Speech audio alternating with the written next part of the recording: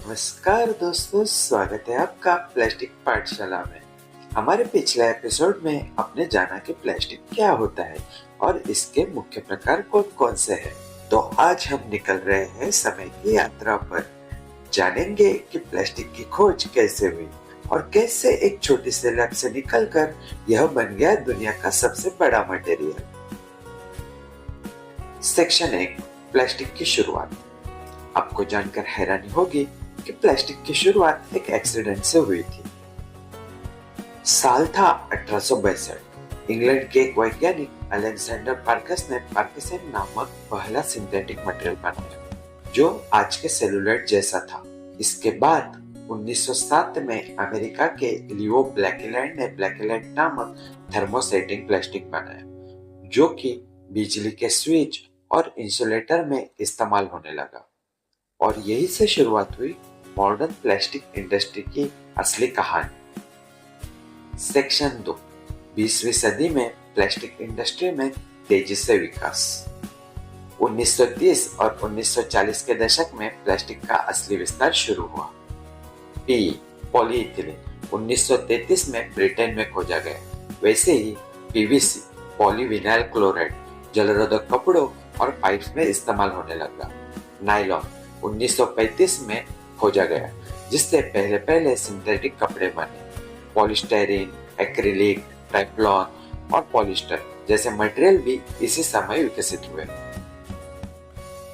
जैसे कि world war 2 के समय प्लास्टिक का इस्तेमाल तेजी से बढ़ गया। हेलमेट, पैराशूट, इंसुलेशन और वायरिंग। और युद्ध के बाद प्लास्टिक आम जनता की जिंदगी में शामिल हो गया। सेक्शन 3, प्लास्टिक का ग्लोबल विस्तार और भारत में प्रवेश।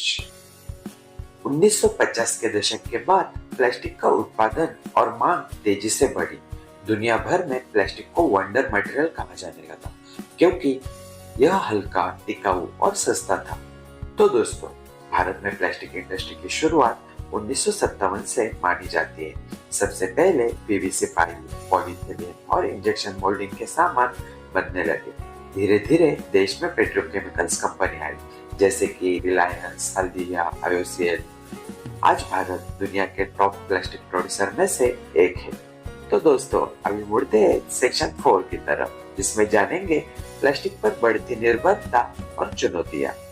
जैसे जैसे प्लास्टिक उत्पादन बढ़ा वैसे वैसे उसके दुष्परिणाम भी सामने आने लगे। ज्यादातर प्लास्टिक नॉन बायोडिग्रेडेबल है, यानी सैकड़ों साल तक सड़ेगा नहीं। सिंगल यूज प्लास्टिक जैसे कि थर्मोसेट पर्यावरण के लिए खतरनाक बन गए हैं। समुद्रों में प्लास्टिक वेस्ट पशुओं को नुकसान पहुंचा रहा है। इसीलिए आज दुनिया भर में एक नई सोच चल रही है। रिसाइकलिंग, बायोप्लास्टिक और सर्कुलर इकोनॉमी की तरफ बढ़ रही है।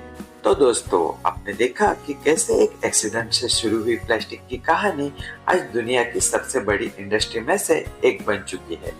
पर अब हमें यह समझना है कि इसका इस्तेमाल कैसे हो ताकि हमारी अर्थ भी सुरक्षित रहे और इनोवेशन भी आगे बढ़े। अगले एपिसोड में हम जानेंगे भारत और दुनिया भर में प्लास्टिक इंडस्ट्री की मौजूदा स्थिति। देवियों और सज्जनों, अगर वीडियो अच्छा लगा हो तो लाइक कीजिए, शेयर कीजिए, कमेंट कीजिए और बताइए जरूर कि क्या नया जानने के लिए मिला आपको इस वीडियो से।